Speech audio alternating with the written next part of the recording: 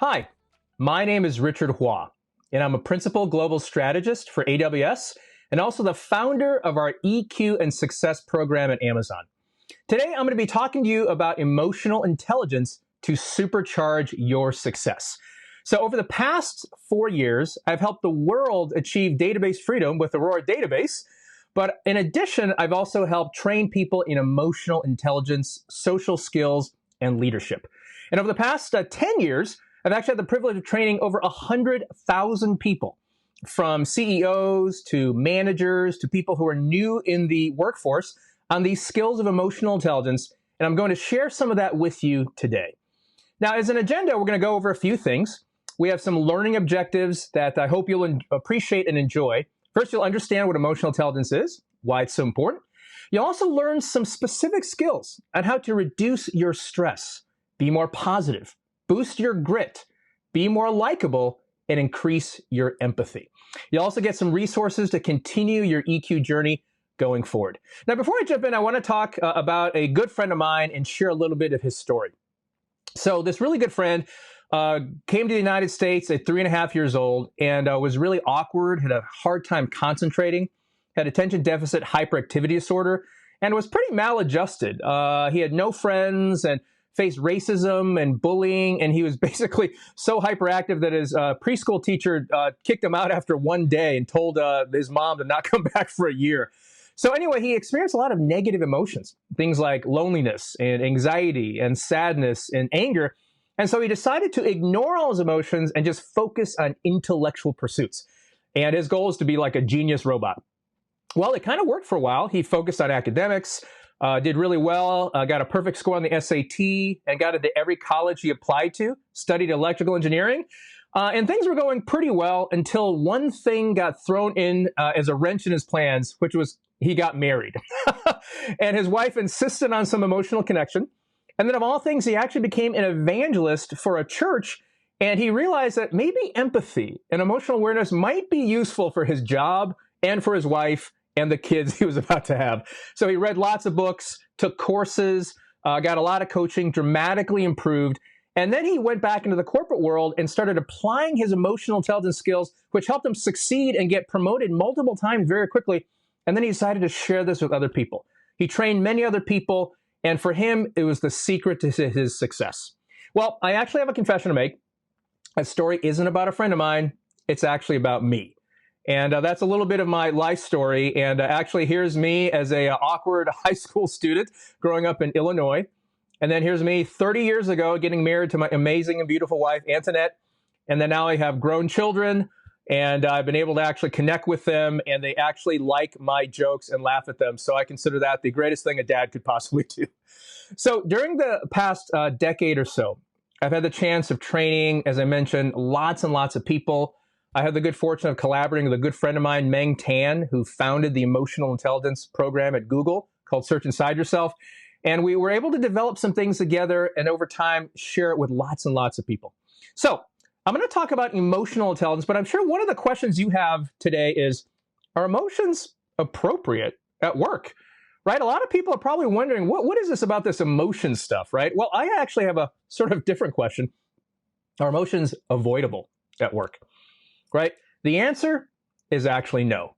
Right? Research has found that we experience emotions over 90% of our day. That means almost every meeting, one-on-one, forecast call, technical scrum meeting, whatever it may be, and almost every decision is affected by our emotions and the emotions of people around us. And in fact, a corollary question is, are emotions valuable at work? And you know what? The answer is a resounding yes. Emotions can help us at work if we leverage them correctly. Concern for a colleague who's struggling, right? Excitement about a new project or a customer meeting, right? Anger over inequity that you see. Gratitude for your team. Those are all emotions. In fact, an emotion is one of the key reasons we actually have our company today, Amazon, right? Jeff Bezos years ago was evaluating 2 key data points when he was making a decision to leave his job at D.E. Shaw and start this online book company, right? The first was the internet was growing by an amazing amount. It was actually 230,000% per year. And the second data point, he asked himself, which will I regret more, trying and failing or never trying at all, right? And to minimize his regret, which is a feeling, an emotion, was one of the two main reasons we have this company today called Amazon. So I'm grateful that he used the internet data point as well as the emotional data point. So how do emotions actually influence us? Well, Dr. Mark Brackett, who's the director of the Yale Center for Emotional Intelligence, found that our emotions affect all 5 of the things you see here on the screen: our ability to pay attention, our decision-making, our relationships, our physical and mental health, and our performance and creativity. Wow. Right? It's really interesting that they did this study about decision-making specifically. They had all these teachers grade the same exact essay, but half of them he instructed to think about a negative classroom experience before grading, which, of course, put them in a bad mood. And then the other half, he had them think about a positive classroom experience, which put them in a good mood. And so they all graded the exact same essay, and you can probably guess what happened, right? The ones who were in a bad mood gave a full grade or 2 lower than the ones who were in a good mood on average. And what was interesting was when they were all asked, do you think your mood or your emotions had anything to do with the grade you gave? 87% said, oh, absolutely not. I'm totally objective. And so the fact is, we think we're objective, but we may not be as much as we consider ourselves to be. And it's interesting, I'm often asked, isn't Amazon a really data-driven company? How do emotions, all this sort of fluffy stuff fit in there? And what I say is this: emotions are data. And just like a chart, a graph, a number, a forecast, they're powerful data points. And we can either harness them to make better decisions or ignore them at our own peril, right? And so I love this quote from Antonio Damasio, a really well-known neuroscientist. We're not thinking machines that feel. Rather, we are feeling machines that think. So let's really talk about how pervasive emotions and emotional intelligence actually is in our career. How important do you think emotional intelligence is to long-term success? Go and just think of a number in your mind. Pick one of these choices. Do you think it's A, 15%, 33%, 50%, 75%, or all the way to E, 85%? All right, got that number? Here's the answer. It's actually E, 85%. There's an article that came out a few years ago in Forbes magazine based on research from the Carnegie Institute of Technology. And they found that 85% of your financial success, or essentially your career success, is due to skills in human engineering, your EQ. While shockingly, only 15% was due to your technical knowledge or your IQ. And what's really interesting is how many of us have actually ever received emotional intelligence training, right? You think about the years and years of mathematics and history and geography and languages and science that you've received. You could have taken 20, 24, 30 years of school and not gotten a single class on emotional intelligence. Well, what's really interesting is the world is, waking up to the fact that this is really important. For instance, at Stanford, when you're part of the Graduate School of Business and you're in the leadership track, it is now required to take a whole quarter of emotional intelligence training. And at Google, it's required for managers who become new managers. Really, 4 hours of the first day is devoted to this idea of emotional intelligence. And here at Amazon, as I mentioned, we've trained over 100,000 people and counting on emotional intelligence. So we're obviously realizing how important this is for high performance and also just well-being. And the fact is, as you look forward in technology, right, with AI and ML, machines are going to take over a lot more of the left brain activities, the logical, the analytical, and humans are going to be uniquely right brain with the emotional side. And so there's a lot that's coming, and it's really important to understand how powerful this can be. So I often get asked, 85%, that's like a really high number. How could that possibly be? Well, Daniel Goleman, who's really one of the luminaries in the field of emotional intelligence research, Harvard-trained psychologist, he basically talks about it this way. He says, IQ and technical skills are important, but they're what he calls threshold capabilities. They get you through the door. Whereas EQ, or the emotional side, is what he calls distinguishing abilities. They make you a star. Right? So IQ is important, but EQ long-term is much more important. Right? I'll give you an example. Consider yourself right now. You're working at a great company. You're at this amazing, reInvent, and you've had enough IQ to get through the door of your company and get the, great job that you have. Now, how are you going to distinguish yourself and be a star in the days to come? by being smarter than everyone else? Probably not likely, because you're already among a lot of smart people. It's much more likely going to be through distinguishing things such as cognitive control, grit, staying cool under pressure, the ability to manage yourself and your relationships in a healthy and productive way. And as you take on leadership roles and actually manage people and teams, this becomes even more pronounced, right? So really, really powerful. And when you think about how we make decisions and how we act, we really have these three components working on us all the time. We have our IQ, our EQ, and our personality. And so different from IQ and personality, EQ is actually a completely flexible set of skills, right? It's actually things you can develop over time because of the neuroplasticity of your brain, which just is a fancy word for saying it can change and learn and grow and develop. And put simply, what is emotional intelligence? It is the ability to recognize and manage your own emotions, and then also recognize and manage the emotions and relationships of other people around you in a productive and healthy way to achieve your goals. Or maybe more simply put, it's just the intelligent use of emotions. So if you were to break it down, you can see kind of the four quadrants right here, the different components of emotional intelligence. Be self-awareness and self-management, and then social awareness and relationship management. And I love this quote from Oprah Winfrey, also known as Oprah, of course. The whole point of being alive is to evolve into the complete person you were intended to be. And for me, improving and increasing our emotional intelligence is one of the most beautiful ways of evolving into that person. And so we're going to talk first about the personal competencies. That's a self-awareness, self-management. And then we're going to talk about some social competencies, which is the social awareness and relationship management. So let's jump in a little bit into the social competencies.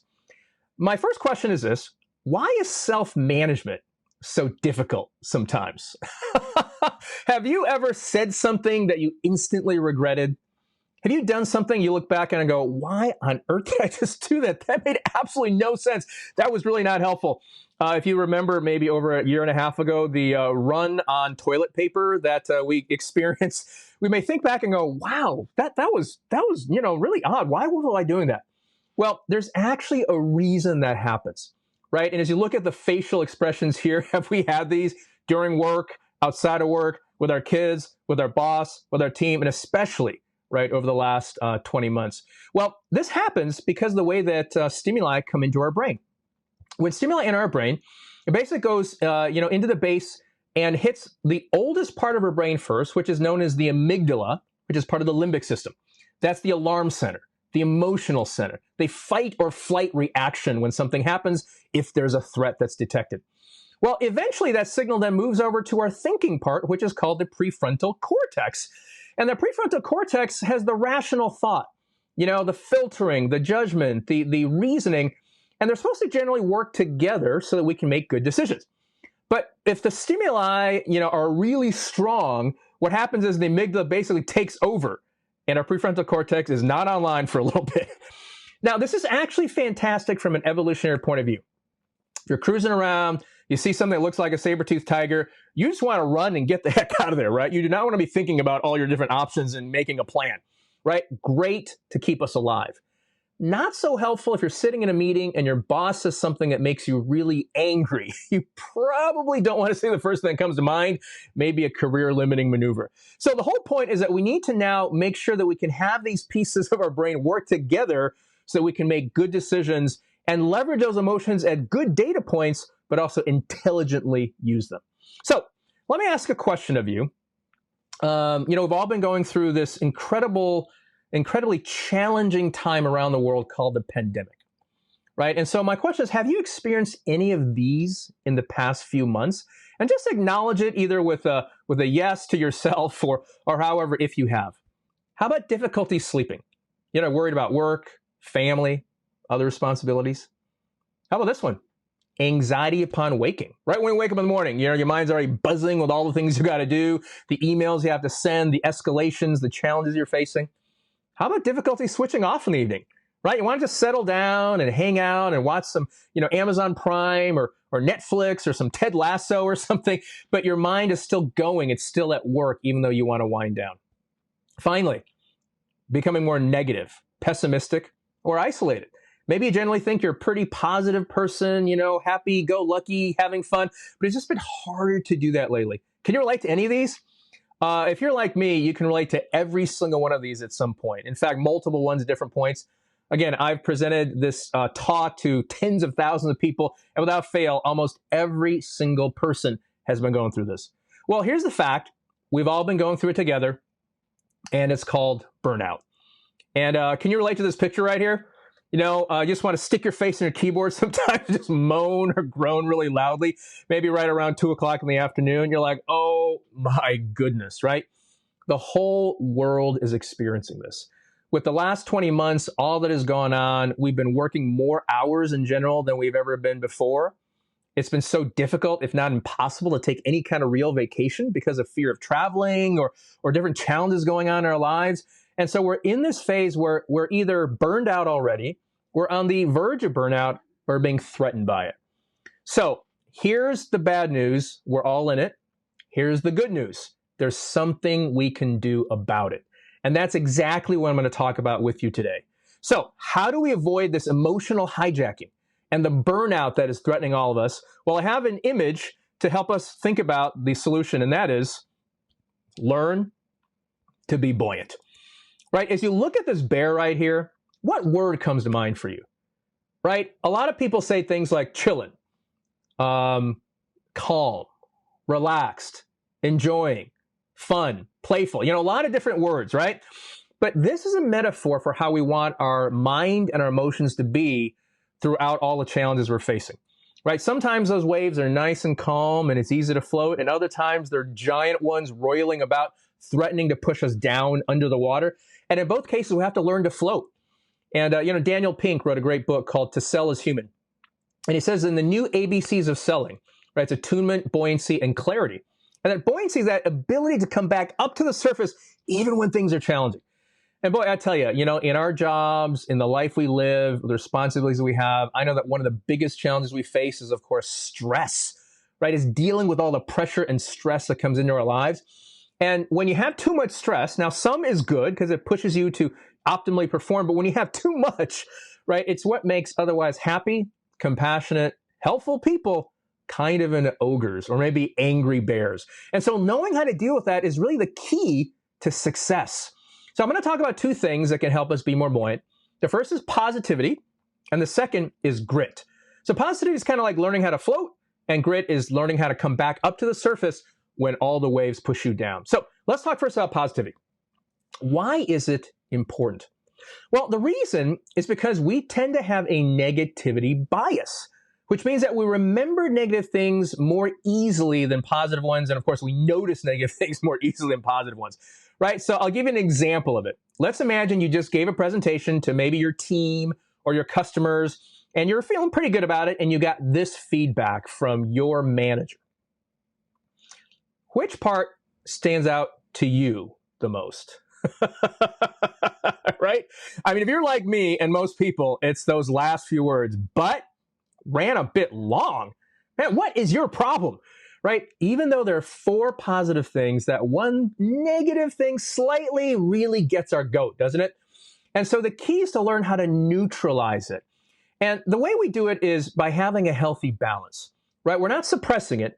We need to have a healthy balance of positivity to negativity, right? And the reason we need to balance it out is because there's so many negative things around us all the time, right? I mean, you don't have to go looking for negativity. Just read the news and you'll get basically a steady stream of negativity, or, the responsibilities, the challenges we have. Sometimes work can feel that way. And so we actually have to intentionally really try to balance it out, right? Some people say the ratio should be like 3 positives to 1 negative. Others say some other number. The point is to have more positive than negative. Now, one thing I will say is this. Positivity does not mean toxic positivity. It doesn't mean everything's great. It's not being a Pollyanna or ignoring the negative feelings in our lives, right? Negative or unpleasant emotions such as disappointment, sadness, grief, fear, hey, maybe anger over inequity that you see. Those are all absolutely appropriate and healthy emotions. And I encourage you to give yourselves permission to feel those feelings. The point is to balance it so don't get pulled into a negative vortex, which can be pretty easy to do these days. I was joking with a colleague who had said, hey, when was the last time you woke up in the morning and said, yesterday at work was just way too positive. I really hope I get more negativity today because, I'm just over-indexed on positivity, right? Like never, right? And so the point is we need to be intentional about balancing things out. So what's really interesting is that research has found that when you have a more positive bent, you have better performance at work, you have higher quality work, and you actually have better customer service. You're able to be more, as we call it, customer obsessed. And it also improves your immune response and your cardiac health and your lifespan. Boston University and Harvard did this really interesting research where they found that people who are optimistic or more positive have a 50% greater chance of living past 85 years old than do pessimists. Wow. Right? So you may be thinking now, oh, I'm a positive person. This is fantastic. I'm going to kill it on the job and I'm also going to live long. Or you may be thinking, oh, great. I'm kind of a pessimist and negative. Does that mean I'm going to, fail and meet an early demise? No. Okay. The good news is you can learn to increase your positivity to the ratio that you feel is healthy for you. So let's talk about a couple things that are actually really powerful that can help us do that. The first is what I call the 3x3. 3x3. And essentially it means writing down 3 things you're grateful for every day for 3 weeks. That's it. Some people call it gratitude journaling. Others call it different things. But the point is to really intentionally focus on things that you are grateful for. And what's really amazing is that therapists actually use this as one of the main ways to treat depression when they're trying to help them deal with some very negative feelings and negative experiences. And it's also been found that gratitude creates dopamine and serotonin. And so it's actually been more effective than even antidepressants for some people. It's like absolutely amazing. And so one of the things I really encourage you to do is if you want to be more positive, this simple thing of taking a few minutes a day can change your life. It's really interesting. A few years ago, I bought a car. I bought a Hyundai Genesis, jet black, 330 horsepower, beautiful. I love it. But between the time I basically decided to buy one and the time I found a good deal was about a month. And so as I'm driving along the road in my sort of older, more rickety car, guess what I saw everywhere I drove? You got it, right? A Hyundai Genesis. Have you had that experience as well? Right? And so did suddenly the world go out and buy more Hyundais that month? No, of course not. It was just on my mind. And so I saw it everywhere around me. This is how gratitude journaling works. As you take time each day and write down things you're grateful for, it's more on your mind and you notice more things around you to be grateful for, and that in turn elevates your mood. I know different people do different variations of this. For instance, John Mackey, who's the CEO of Whole Foods, he does this thing in a way where he has appreciations. He introduced it to his board of directors, basically, where at the end of the meeting, he says, hey, anybody have an appreciation they'd like to share for one of their colleagues? And when he first started doing it, people thought it was a little strange, right? Like, what is this appreciation stuff, right? But now their board of directors meetings last sometimes an extra hour or 2 because they can't stop sharing appreciations for each other. It's absolutely amazing. So, one of the things that managers all across Amazon and across various customers have started doing is just taking time either at the beginning or the end of a team meeting and just taking like 5-10 minutes saying, who'd like to share some appreciations for each other? I tell you, it has made a dramatic difference in the morale, the spirit, and the positivity of those teams. I love the fact that so many people started adopting it. It's made a huge difference. So 3x3 can be really powerful. I'll give you one simple pro tip is as you write down the gratitudes, try to be as specific as possible. Studies have found that the more specific you are, the more efficacy it actually has. So instead of just, hey, I'm grateful for my son, you can say, I'm grateful my son came and gave me a big hug today and told me, I love you, Dad, or I love you, Mom. Being more specific can make a big difference. All right, now let's talk about the second tip, how to be more positive. Set your mind with self-compassion. And SET is actually an acronym for specific, external, and transitory. And this is instead of looking at things like pervasive, personal, and permanent. So here's the thing, right? Life is hard. It was hard before the pandemic. It's hard during the pandemic. It's going to be hard after the pandemic, right? We have to realize things are just messy. And we all are constantly adjusting. And we need to give ourselves a bit of a break, right? It's okay if our dogs are barking in a meeting or a kid runs in screaming they want ice cream or their sister hits them, right? It's like that's all part of life. And so having some self-compassion is so powerful for making sure we're positive. And this comes from Martin Seligman, who's really one of the founders of positive psychology. He says interpreting things with a positive attributional style will help. So again, it's using things specific, external, and transitory as we interpret what has happened. So for instance, instead of saying things like, oh, I never get this right, or I always screw this up, say, it happened this time. Change, I'm such an idiot, to I made a mistake. Change things like it's all my fault to here is my responsibility, here's what I learned, here's what I'm going to improve. Do you see the difference there? So instead of PPP, it is SET.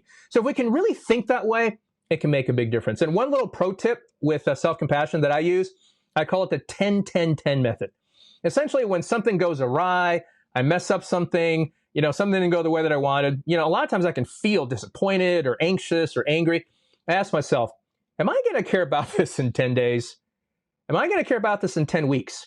Well, I care about this in 10 months. And almost always the answer is no. In fact, sometimes I won't care about it in 10 minutes. So why am I stressing out and spending so much energy on this thing? And that helps me put things into perspective. So try it out. You may find the 10-10-10 method may be helpful for you as you're trying to set your mind for some more self-compassion. Now, you may be thinking, this is great. The 3x3, setting my mind, but I do not have 3 weeks to improve my positive outlook. Is there anything I can do right now that could possibly help me be more positive? Well, there's good news. There absolutely is. And it's what I call the mindful minute. You can boost your EQ and by just taking a minute and doing something very specific. There's this really beautiful hormone called oxytocin. And it does all the things you see there on the screen. Reduces stress, increases optimism and trust, good for your compassion and empathy, even is good for your heart. And you create more of this hormone by giving someone a big hug, taking a walk out in nature, having a baby, listening to really calming music, all these things. But there's something you can do anytime, anywhere that also does it. It's used by C-level executives all over the world of the largest companies. And it's also used by the Navy SEALs in the US. And that's breathing, right? By simply breathing a certain way, you can actually create more oxytocin, believe it or not. And the one the Navy SEALs do is they call it tactical box breathing. And they call it box breathing because essentially you breathe in for a 4 count, you hold it for a 4 count, you breathe out for a 4 count, and you keep it out for a 4 count. That's it. Do it for a minute or two, and it does wonders. So don't take my word for it. I want to invite you to do it with me right now.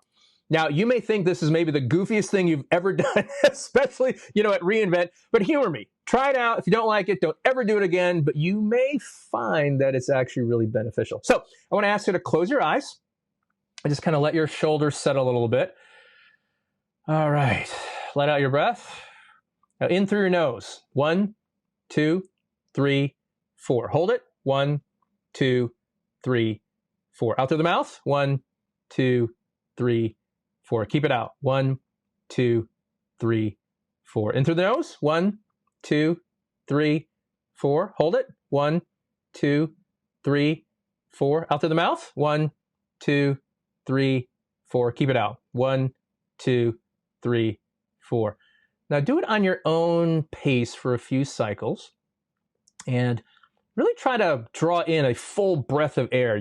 Some people actually like to put their hand on their diaphragm or their chest to feel their lungs expand with the air on the way in, and then to feel their lungs contract as they push all that carbon dioxide out. And as you're doing this, really try to focus on your breath. Where is that breath in your body? And the intake, the exhale. And if random thoughts come into your mind, just, observe it and let it pass. Just bring your mind back to that breath. In fact, you can even appreciate that exhale. Believe it or not, it feels really nice to get all that carbon dioxide out of your body. Okay, let's do one final cycle of a box breath.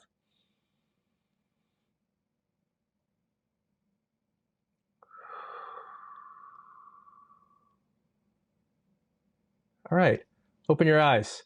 How did that feel? Just ask yourself, what word would you use to describe it? right? Doesn't that feel good? I've done this again with tens of thousands of people, and a lot of people have never done this before, but they're like, oh my goodness, that was really calming. I'm more focused. I feel more relaxed. It was wonderful. A few people kind of started falling asleep, and that's okay. But the fact is, if you've been doing mindfulness or some kind of meditation or yoga or Eastern traditions, you already know the benefits. But if you haven't before, it's used by executives, Navy SEALs, Olympic athletes, lots and lots of people. It is powerful. So out of all the techniques I've taught across Amazon and to customers, this is probably the single one that most people talk about and use. It could really change your life. You not only created more oxytocin, you also activated your parasympathetic nervous system, which actually is the opposite of the amygdala sort of threat complex, right? So what happens is it basically decreases your heart rate and blood pressure and also downregulates really intense emotions such as anger or fear or anxiety. And so that's why the Navy SEALs use it.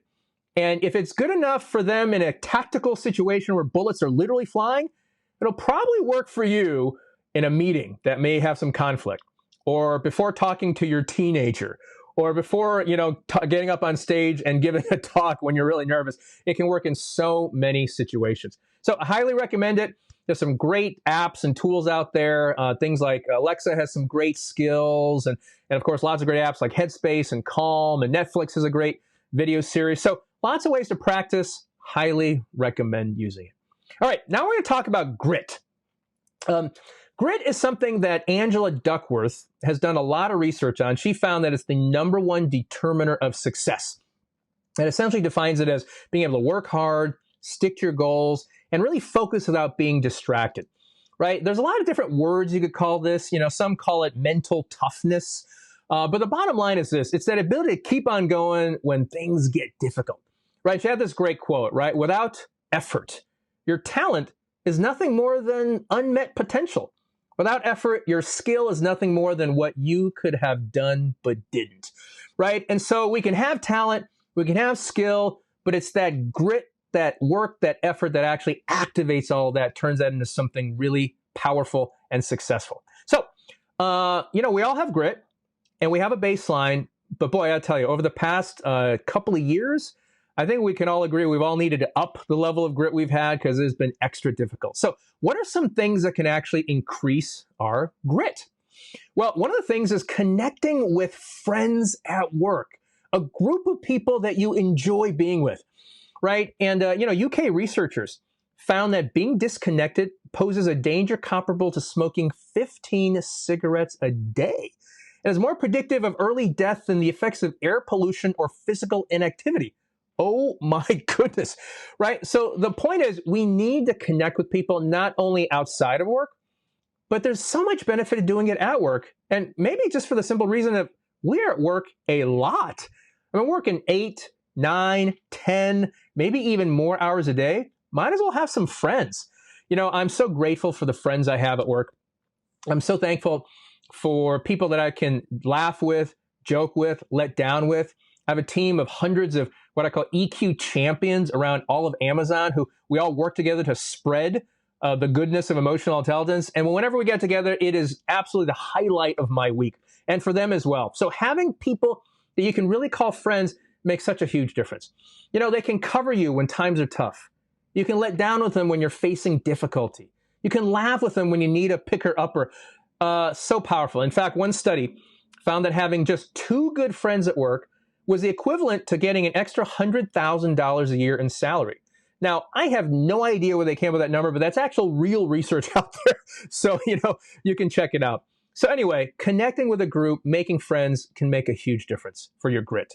Now, the second thing is reframing with gratitude and generosity. And this came out of a research, again, done by Martin Seligman, whom I mentioned earlier. He was trying to help the Army become tougher, right? To finish training at a higher rate, also finish missions more successfully. And to make him tougher, he didn't devise a strategy of doing more push-ups or enduring physical duress. It was actually training their mind to be more positive and gritty. And so how did he do that? He taught them to reframe painful situations with gratitude and generosity. What does that mean? Even when they're facing pain, even when there's a difficulty, even when something really is just super unpleasant, they ask themselves, what can I be grateful for even in this very challenging situation? what can I learn to become a better or stronger person or leader or parent or colleague? Just by doing that one simple exercise of gratitude, it dramatically increased their success rates. Really, really powerful stuff. And then for leaders, one of the biggest things he taught them was to be generous. Basically, looking at other people with a frame of generosity instead of a frame of negative intent. So essentially, it's assuming positive intent. And what was happening was a lot of the drill instructors were basically, failing people in training because they thought, well, you're not trying, you're not putting out, you're not meeting the requirement, you're just not really giving everything. And instead of assuming negative intent, to assume positive intent, be generous and think maybe there's something hindering you. Maybe you could use some help that could actually help you get over this hump. And just by changing that one thing, dramatically increase success rates of people that they were training. So really great lesson, not just for the military, but also for all managers, leaders in every field that we work in. And so this idea, again, of assuming positive intent. And, here's the thing. When you hurt someone, or you annoy someone, or you irritate somebody, maybe even offend someone, how many of us are generally doing it on purpose? Right? I dare say nobody raise their hand. It's almost always by accident. So why would we assume other people are doing it on purpose? They're probably not. There's this really great psychological idea called Hanlon's razor, and it goes like this. Do not ascribe to malice what can be ascribed to ignorance or neglect. Most people are not being malicious. Most people are either ignorant, they didn't realize it, or they're neglectful. And in either case, having that compassionate frame can help us. And I'll give you an interesting example. Let's say you're driving down the road and somebody cuts you off in the freeway. You're like, oh my goodness, what did they just do? And you get really angry and you think, they're such a jerk. They try to kill me. You may do certain things, right? Honk your horn, tail them, try to run them off the road. None of those would be very effective or helpful. However, if you just change your frame and thought, whoa, man, that was really kind of dangerous. And I'm really glad I'm okay. Maybe they're on their way to the hospital because a loved one is really ill and they didn't even realize what they had just done. See how different that feels?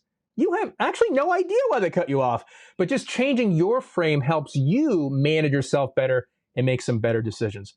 My daughter has been in therapy for many years, and she's become a real proponent for the mental health community. I'm really proud of her. But when she was in therapy, one of the first things she actually learned was Q-tip. And that stands for quit taking it personally. She would take everything personally, like everything was about her. And she learned, some things might be, but a lot of things aren't. And just by learning how to differentiate, helped her be able to manage her thought life better, helped her be more positive, and helped her be grittier. She's actually doing a lot better now after several years of therapy. But this is something that I've tried to apply in my life and found to be very, very helpful. Now, final thing with grit is maybe the most powerful, and that is purpose, starting with why. Of course, many of you have seen Simon Sinek's great TED Talk about purpose and what makes companies really successful. He wrote a great book called Start With Why. But Angela Duckworth says really the most powerful aspect of grit really is purpose, the intention to contribute to the well-being of other people, right? And so you can get more grit by essentially asking yourself, how can what I'm doing really benefit my loved ones, my friends, my team, my colleagues, maybe even the whole world? Right? That when you can actually answer that question, it really keeps it going when times are really tough. And here's the good news. We can actually find meaning and purpose in just about anything. Purpose is not inherent in anything you do. It's something that we attribute to it by framing it in a certain way. I love this story. John F. Kennedy was visiting NASA back in the 60s. And he was walking down the hallway and he sees someone carrying a broom who is clearly the janitor. And he says, hey, what do you do for NASA? And you know what this man said? Well, I'm helping put a man on the moon. What an incredible example of purpose. He didn't just see his job, whatever it was, as I'm just doing X, Y, Z. I'm literally part of a bigger thing. And so when we ask ourselves some simple questions like, hey, what drives me? What gets me excited? How can I tie that into the work that I'm doing can make a huge difference. So starting with why can be really powerful for grit. Now, one of the things that is really interesting is there's a little EQ booster that I want to share with you that can actually help you be more confident and also be grittier. And by the way, if you want to understand your grit level, you can look at Angela Duckworth's website that you see here on this slide. But let me share about this idea of the power pose. Amy Cuddy is one of the most popular TED Talks ever. And she talks about how our minds actually change the way our bodies carry themselves, but that our bodies also change the way that our mind carries itself. And she basically found that the way you hold your body can change your level of confidence. And the fact is, there's such a thing as a low power pose, which you see here on the screen. Basically, it's, you're hunched over, you're hugging yourself, maybe putting your hand on your neck, just kind of like this. And aren't we in this pose a lot of our day? Whether, maybe we're typing or looking at our phone or doing that, it actually decreases our confidence. Now, if you ever want to increase your confidence, you can do this by simply making yourself big, right? And you see some funny ones over here, big on the desk, hips, hands on your hips, putting your feet up. I tell a joke like, well, that's reserved for vice presidents and higher. But the fact is, when you make yourself bigger, you actually increase your confidence. So just by doing this for 2 minutes before something where you need more confidence can actually make a huge difference. I've actually had people show up on the screen and, you can tell they have some certain confidence level. They say, hey, I'll be right back. And they come back a couple minutes later and they're dramatically changed. And afterwards I said, hey, what did you do during those 2 minutes? And they said, well, I actually just went and did a power pose somewhere. It actually made a huge difference. I've used this all throughout the last several decades. Sometimes for a big talk, maybe at reInvent, I'll actually go into a bathroom, get in a stall, and I'll just make myself really, really, really big. So no one can see me, I'm in a stall. But I basically do this to basically increase my level of confidence, and then I go do my thing. So really interesting tip, but try it out. You might find it be super helpful. Another booster I want to share is about managing your energy. Have you felt like this? Maybe you feel like this right now, even as you're watching this session, you just want to yawn. Well, here's the thing. One of the challenges we face is we focus a bit too much on productivity and not enough on recovery, right? Too much on performance, not enough on energy management. Every Olympic athlete, high-performing individual, virtuoso in music, elite military, they all recognize that you have to recover as much as you train or put out energy. And so really powerful thing that was based on research by Schwartz and Lohr a few years ago is that our energy operates in cycles, which means that you have about a 90-minute amount of time where you can give 100%, and then you basically need a break of about 15 to 20 minutes. And so if you can actually organize your day where you give 100, 110% for that 90-minute burst, and then you take a break, take a walk out in nature, do some push-ups, watch a funny cat video, call an encouraging friend, whatever it may be, recover, and then go back at another burst, you will optimize your energy during the day. And you're good for about 3 bursts a day, maybe 4 if you're lucky. So take the most important things you have, allocate 3 or 4 bursts to that, try to take a break in between, and you'll have a much more productive day than if you just try to slosh on through for 8, 9, or 10 hours at a time. I absolutely use this wherever I can. Most of my days are organized this way, and I guarantee it makes a huge difference. Right? And then during that time where there's maybe a bit of a slump, usually it's between that 1:30 and 4 o'clock time in the afternoon, do lower cognitive load tasks, just answering emails, things that are more creative, things that, may not take as much energy or brain power. So if you can use this, it can make a huge difference. And the thing is, you may not be able to do this all day, every day, but in as much as you can, it can absolutely help you be grittier, more resilient, and just have better well-being. All right, so we've talked about our personal competencies. I'm now going to conclude with a few thoughts about our social competencies. And this is how we are with other people. And again, this is all about emotional intelligence for success, right? And so obviously, much of our success comes from knowing how to work with other people, right? I mean, very few people have any job that is completely by yourself alone, right? And so this idea of being able to work with others can make a huge difference. And I want to talk about one concept, which is the power of attunement, right? Attunement is this idea of being at the right radio station or frequency with the other person you're talking to.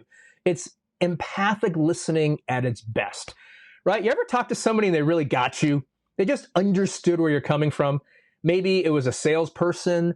Maybe it was your manager. Maybe it's a good friend. And maybe that friend, got you so much you decided, I want to have this rest of my life. You married them, right? So, that's a good feeling. On the opposite, have you ever talked to somebody that really didn't get you? Like they really just did not understand what you're saying. I mean, how annoying, right? So attunement is so powerful when it comes to being able to have productive and healthy relationships and long-term career success. And Daniel Pink defines it as the ability to bring one's actions and outlook into harmony with other people and with the context you're in. So I'm going to talk about 3 keys that can help you be more attuned, right? And the interesting thing is these work in person and they also work virtually, right? These days we have obviously lots of virtual stuff going on because of the world we live in, but these concepts work in both environments and they're quite powerful. So they are presence, likability, and perspective taking. So I'm going to talk about each one, okay? Everything begins with presence. So what is presence? It is basically paying attention, being fully there, deciding that you're really going to be 100% invested in whatever engagement you're having with another human being, right? Daniel Goleman says that your attention is one of the greatest gifts that you can give someone. And paying attention begins with the intention, meaning you've actually decided to be there. And then you bring your full self and you focus on the other person, right? You get rid of distractions and you really try to give of your heart and your mind and your attention. And here's the thing. It takes practice. Very few of us have this down, myself included, right? The reality is that studies have found that we're distracted 75% of the time we're listening to somebody else. I mean, 75%. And do you know what the average attention span for adults is? For adults, not kids. Okay, think of a number in your mind. How many minutes? Well, here's the answer. It's 22 seconds. The fact is, we get distracted. Oh, look, there's a squirrel about every 22 seconds. And so really what we need to do is we need to practice paying attention. I love this quote from Michael Gervais, a performance psychologist for the Seahawks. He says, focusing is a decision, but refocusing is a skill. And so we can just kind of practice every time we notice ourselves a little distracted, just bring ourselves back into focus. The more we do that, the better we get at it, right? And the fact is, mindfulness is a great way of practicing attention because you have to focus on your breath. And as you're trying to focus on that breath, inevitably you will get distracted by this and that and the other thing. And every time you bring your focus back to your breath, it's kind of like doing a curl on your bicep with, some dumbbells. Right? You do it over and over and over again, and eventually you get these nice guns, on your arm. Now, you may not notice a difference in the first day or week, but over time, your attention muscle actually becomes better. Interestingly, the Bain Inspirational Leadership System found that this idea of centeredness or full presence was actually the key and most important attribute for inspirational leadership. So I'll give you a little pro tip that I use before almost every meeting. That helps me be more present, and it's called Go Big. And B stands for breathe or breath, I stands for intention, and G stands for gratitude. And so what I basically do is I take a nice big deep breath, or maybe multiple ones if I need it. I set my intention for that meeting. Maybe I want to be empathetic. Maybe I want to be energetic. Maybe I want to be focused. Maybe I want to be, able to debate, whatever it may be. I set my intention, and then I think about one thing I'm grateful for to have this meeting. Maybe I'm grateful for one of the people who I'm meeting with. Maybe I'm grateful for the opportunity to work on this project. Maybe I'm just grateful I have a job and that I can, be in this meeting. Or maybe I'm talking to my teenager. I'm grateful they're my child and that they're willing to talk to me. But if we can go big, that will absolutely help us to be able to focus and be more present for that interaction. So I hope this can help. Try it out. I believe it can make a big difference. And I love this quote that where you place your attention, you live your life. So putting our attention there can make a huge positive difference. So the second key to attunement is likability. Now, it's not something that we think about a lot of the times in a work context, but it's actually really important. In fact, Robert Cialdini, who's a professor at Arizona State University, he talks about the idea of likability as one of the key things to influence. In fact, one of the 6 keys to influencing other people. And he talks about the fact that it's a big benefit to leadership in all relationships. And if you think about it, who would you rather be influencing you? People you like or people you don't like? And Daniel Kahneman, won the Nobel Prize, found that we basically buy from people that we like and we trust. And so really powerful. Now, one thing I will say is it doesn't mean we're always going to be liked. Okay, there are contexts where maybe we have to deliver a difficult decision, some bad news, some things that may be unpopular, maybe fight for, some things that other people may not like. Those are contexts where, hey, we may not be liked, but in as much as we're able to be, and we can basically leverage that to be able to connect with people better, then why not? So the fact is, there's some things that can help us be more likable. One is uncovering genuine similarities, right? And it's really powerful because we have many things that make us different and unique. We also have a lot of things that actually make us similar. And when we talk about things that make us similar, it actually helps us like each other more. You ever sat somewhere and maybe just mind your own business in some public spot, and you see somebody either wearing the same jersey of your favorite team or the baseball cap of your favorite baseball team? You're like, hey, go Bears, or hey, go Giants. And suddenly you strike up a conversation for like 5 or 10 minutes with a total stranger. And it's because you found some similarity. So it can be super powerful. The next thing is uncovering genuinely admirable features. The reality is this.